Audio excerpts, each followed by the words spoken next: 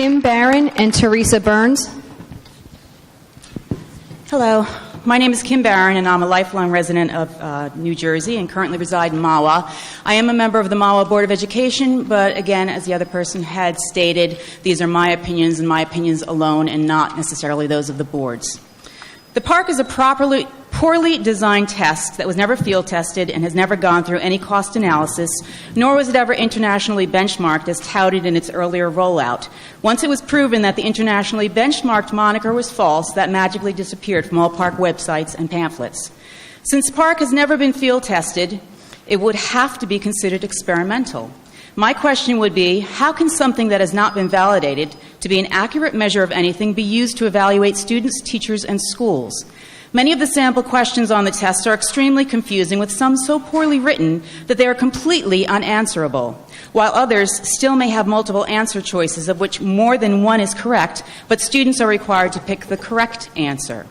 Also, the format of online testing is problematic, to say the least, for students, particularly for younger students. The tests end up being as much a test of keyboarding skills as knowledge, with this format being entirely inappropriate for most younger students. I have had discussions with excellent teachers who are questioning why their hands are tied and they are being forced to teach to the PARCC. Many schools report that they spend as much as a third of the school year preparing students to take these tests. We were told that schools can still create their own curriculum. However, PARCC is driving curriculum, and teachers are having to teach to the test at the expense of teaching academically. Even Bill Gates, a huge proponent and monetary supporter of both PARCC and Common Core state standards, in his own words stated, "When the tests are aligned to the common standards, the curriculum will line up as well. And it would be great if our education stuff worked, but that we won't know for probably a decade." Teachers around the country are saddled every year with teacher evaluation systems that Mr. Gates Foundation has funded, based on no record of success and highly questionable research. He's saying he won't know if the reforms he is funding will work for another decade, but our children will suffer devastating consequences now, and teachers can lose their jobs now, and our schools will fail now because of these reforms. Another issue with PARCC is the fact that the results of the tests are not broken down in any way that is of diagnostic or instructional use.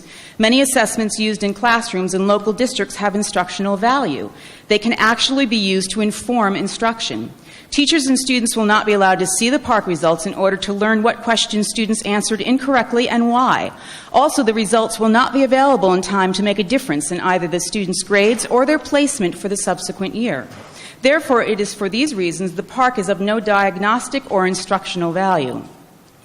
I've seen students, both advanced learners and students who struggle with courses, lose their love of learning and their motivation to work harder due to high-stakes standardized testing because of the endless hours, days, and weeks of preparation that has created an extremely boring learning environment.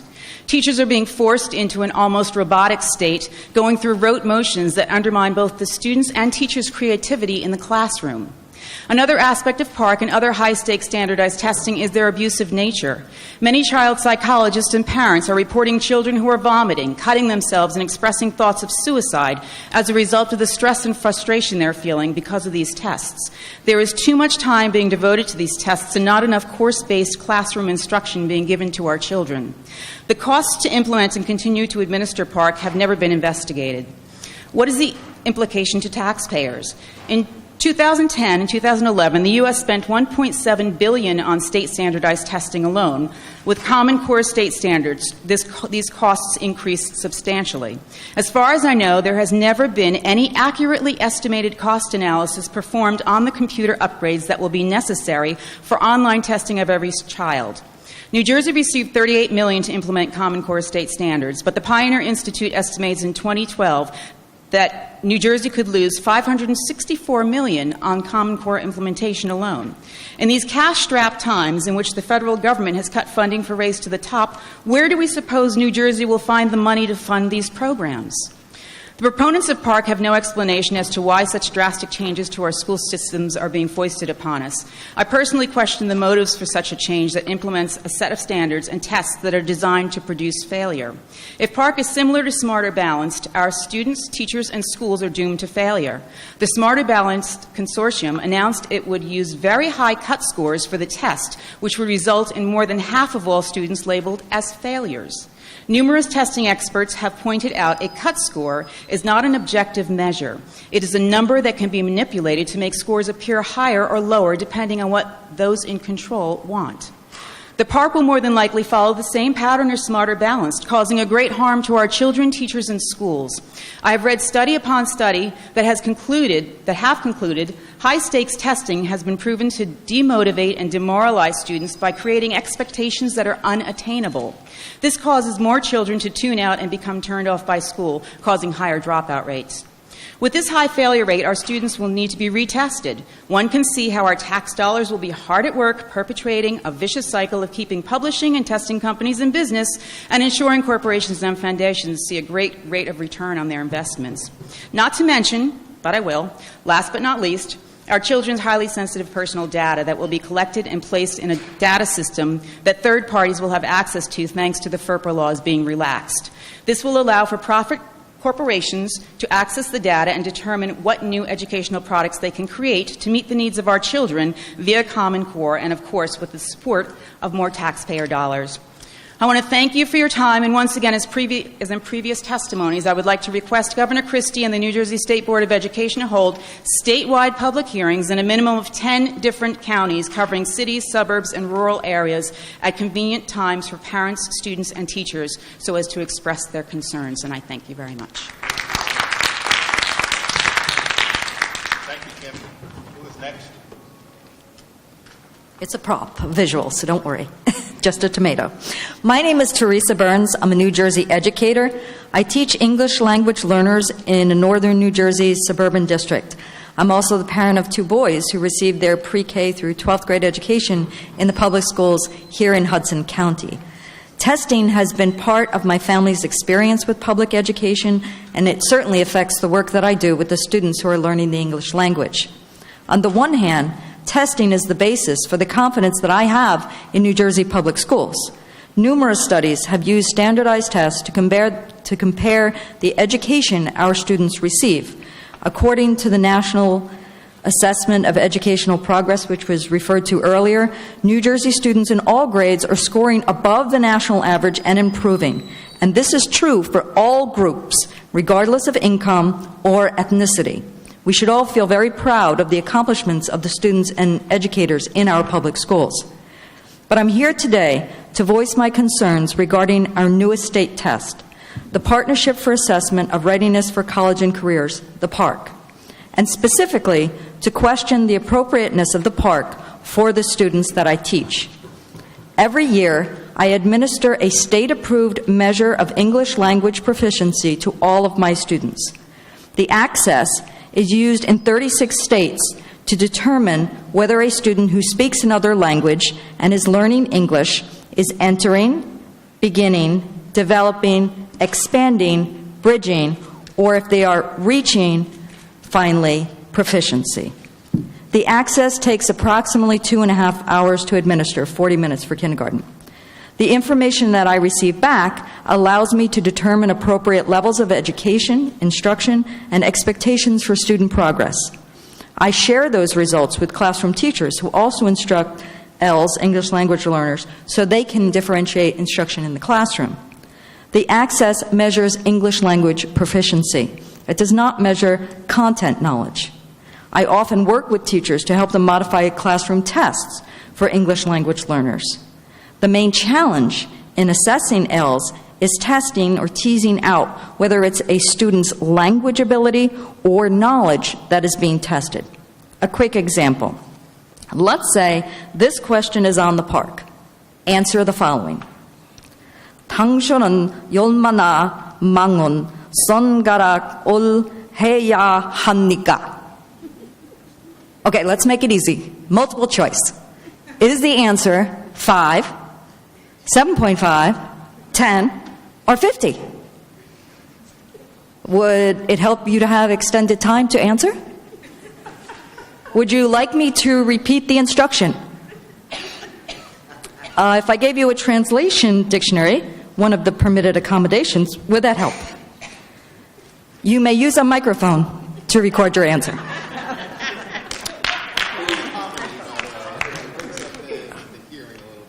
PARCC PARCC offers a whole grab bag of accessibility features and accommodations and a slew of cool computer gimmicks, but none address the problem. You can't answer my simple question, not because you don't have the knowledge. You simply lack the language to understand what is being asked. And when on the PARCC, you ask linguistically complex questions of students who are not yet proficient in a language, many of whom have not even reached an intermediate level of proficiency, you will not get a measure of anything meaningful. You will certainly not get a valid reflection of what students know and can do. And when the PARCC accommodations manual states that PARCC will go through several, and this is their word, iterations based on the student data they received, it does not take a high level of reading proficiency to understand that they will adapt the accommodations through a process of trial and error. Why are we paying for our students to be guinea pigs? Please indulge me in an analogy. You see, I grow tomatoes. I buy the seeds from Rutgers, so I just don't grow tomatoes. I grow Jersey tomatoes, the kind that we used to eat when we were kids. My tomatoes are big and juicy, and they're deeply rich in color. They brim with seeds, and they're unforgettably flavorful. If you've ever eaten a real fresh Jersey tomato, you know what I'm talking about. And then there are those tomatoes that we buy at our local supermarket in January. They look like tomatoes, but they're pale, red, and, well, adorable. They're uniform in size, and they have no blemishes, and not very much taste at all. That's because they start out green and hard, and they have to be gassed with ethylene before they're shipped north to New Jersey. You see, all the odd-shaped tomatoes and the ones with mistakes were weeded out, and we're left with something red to put in our salad. These subpar tomatoes were standardized. These are the ones that pass the tests. So here are the takeaways. Tests should appropriately measure content knowledge, appropriately. PARCC, even with all the listed accommodations, is not a valid assessment for English language learners. And the best education is a lot like a real Jersey tomato. It's rich, varied, immensely satisfying, and unforgettable. And standardized tests don't necessarily measure that. Thank you very much for listening today and for the consideration you give to all of our students. Commissioner Hespy, you did mention if we have any solutions, and one of those would be not to test English language learners until they've reached at least an intermediate level of proficiency. Thank you. Brian Rock and Carol Gracia.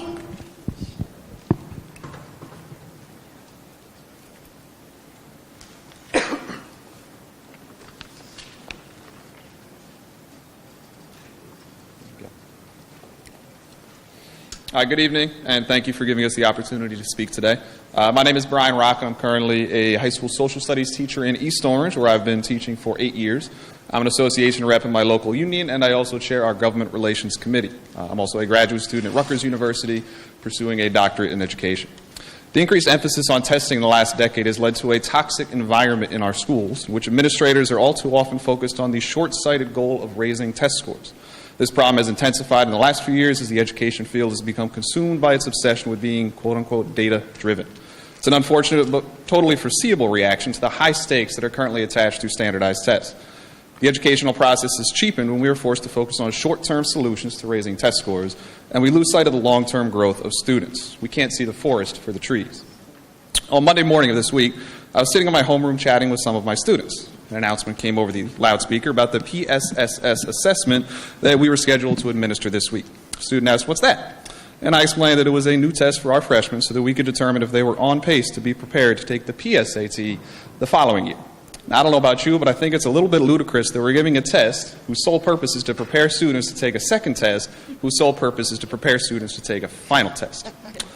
But my student, a senior, thought that this was a good thing.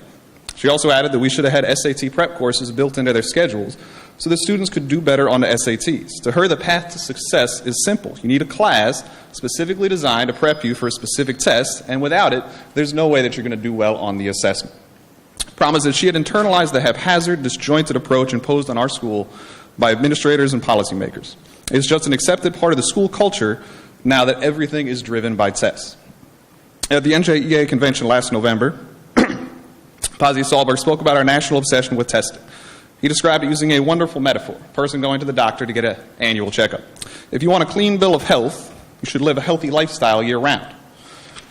You don't, take 2 weeks to prepare for that doctor's visit and pretend to be healthy. It's just silly and it's not going to work.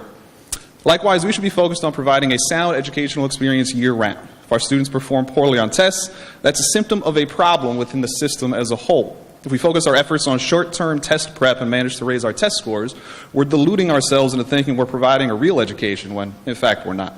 This leads me to my first point about the proper role of standardized testing. It should serve as an audit of the system instead of a measure of achievement at the student, classroom, or school level. In my classroom, I assess students all the time, like all the teachers that have spoken earlier today. I might ask a question, collect an exit slip, use an online response poll, or give a quiz at the end of the week. In each case, I get immediate, useful data about my students' performance. It's an ongoing process, and it creates a rich and complex picture of my students that I can use to inform my instruction. If I want a summative assessment to gauge my students' mastery of important concepts, I can design appropriate assessments and collect them into a portfolio. If my students struggle, I can provide feedback for them, give them an opportunity to revise, and then collect it again and recheck to see if they've mastered what I wanted them to master. Standardized tests can't do these things. It's a snapshot of a single moment in time. It's not reliable in the sense that an individual student's score will vary from day to day. Other people have also mentioned there's legitimate questions about the validity of the test and whether they actually measure what we purport them to measure. The results aren't timely, and I'll never get the data in time to adjust my instruction in any meaningful way. For purposes of assessing student achievement and performing formative assessment, teacher-created classroom assessments are superior in every way. What a standardized test can do is give us a general measure of how an entire population is doing. Say all the students in the state that share a particular demographic characteristic. These results can help us diagnose the health of our educational system as a whole. This is the only purpose for which we should be using standardized assessments like the HESPA or the PARCC. Which brings me to my second point about testing. If our only purpose for administering standardized tests is to collect aggregate data about populations, there's no need to test every single student every single year. It's an inefficient system that squanders precious time that we should be using to teach our students. To return to the previous metaphor for a moment, if your doctor wants to run some tests on you, he'll draw a few small vials of blood. He's not going to draw every drop of blood from your body to try to figure out what's wrong. From this sample, he can determine the health of the whole body as a whole. Similarly, we can draw samples of students to gauge the health of our schools. We already have an alternative model. The NAEP, which several people have mentioned, is administered using sampling methodology so that by testing a small percentage of students across the nation, we can make meaningful comparisons across states.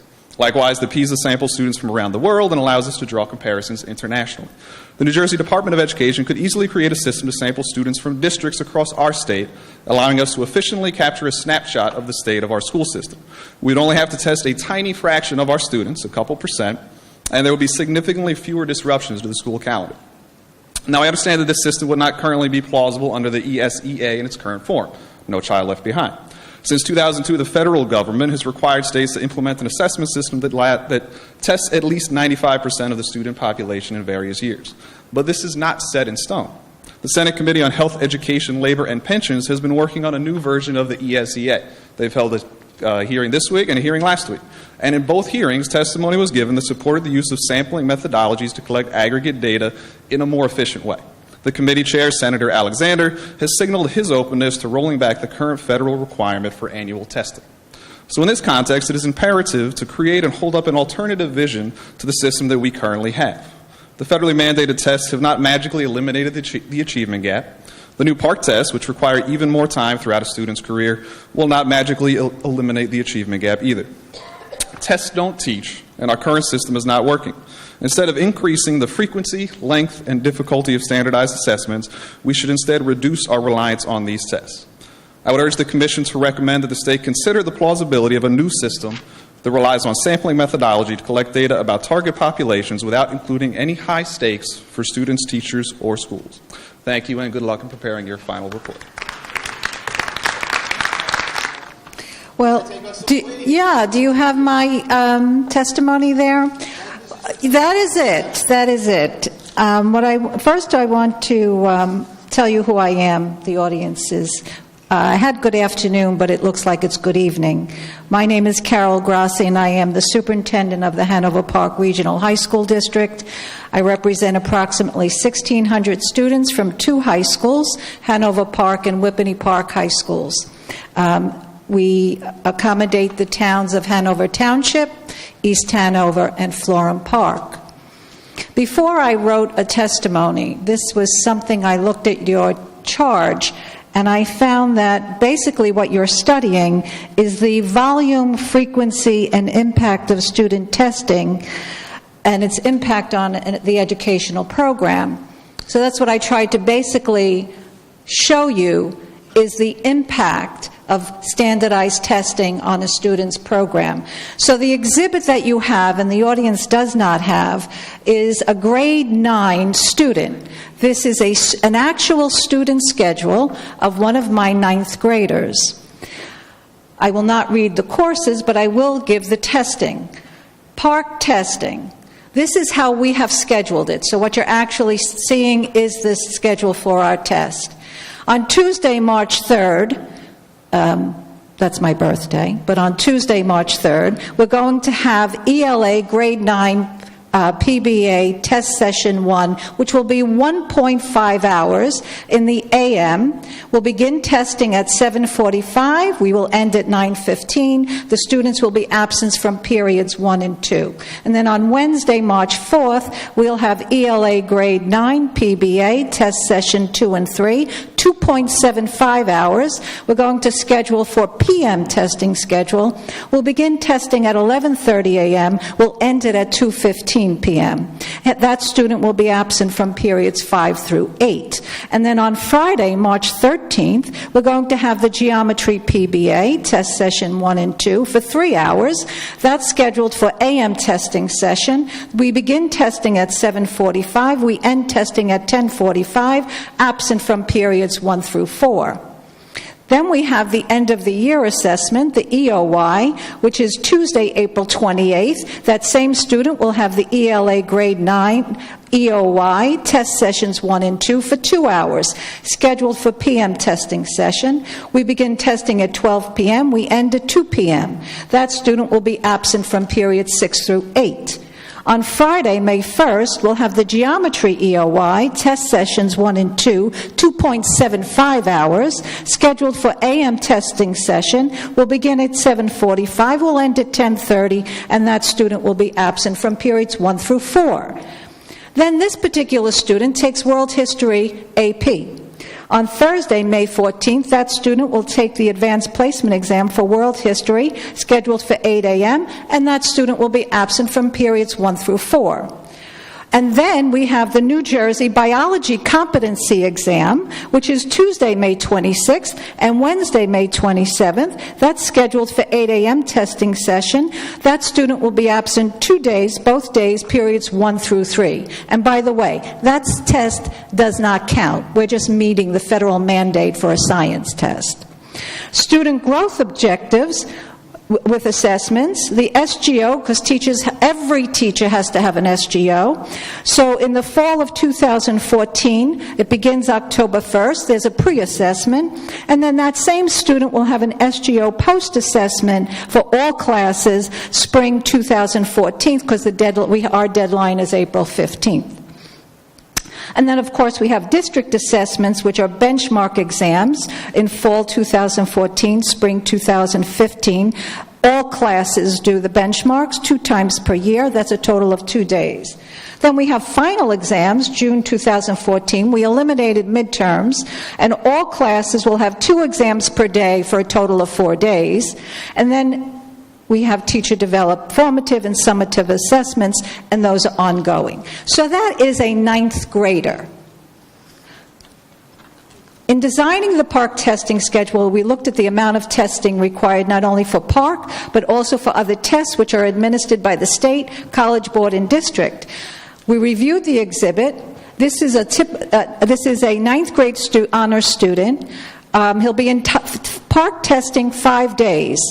3 days for the problem-based assessment in English language arts and mathematics, 2 days for the end-of-year assessment in English language arts. We're looking at 11.1 testing hours, or another way of looking at it is 11.1 hours of instructional time spent on taking standardized tests.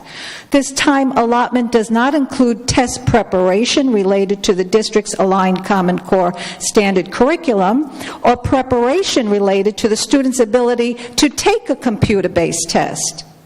Then, as I said, this same student will take the biology, the AP World History. 99% of our ninth graders take biology, so they'll all be involved in that biology testing.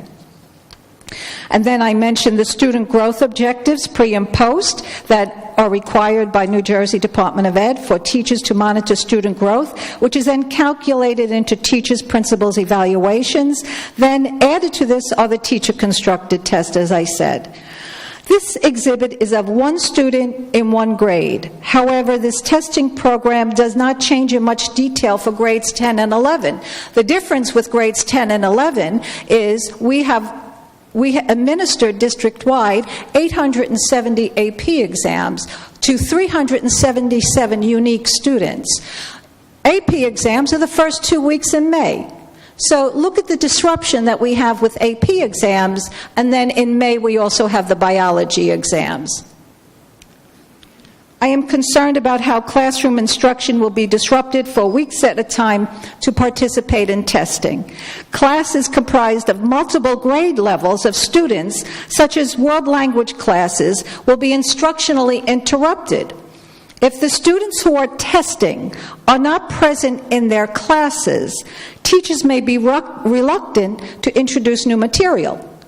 So not only are students who are testing losing quality instructional time, but also students lose quality instruction time when others in the class are testing. State tests are being tied to consequences for districts, schools, teachers, administrators, and students. As a result of making standardized tests high stakes, schools must focus more on outcomes, thereby obligating them to add more assessments such as PARCC practice tests and benchmark assessments. Before I close, I would like to quote text by Dr. Diane Ravitch, a noted author, professor, researcher, and historian of education. Teaching really does make a difference, and instructional time should be our number one priority. Instead, we are constantly whittling away precious instructional time and then blaming teachers when learning does not happen. So it's not just about the time spent teaching to the test that bothers me. It's also about the actual time it takes to do the testing that concerns me.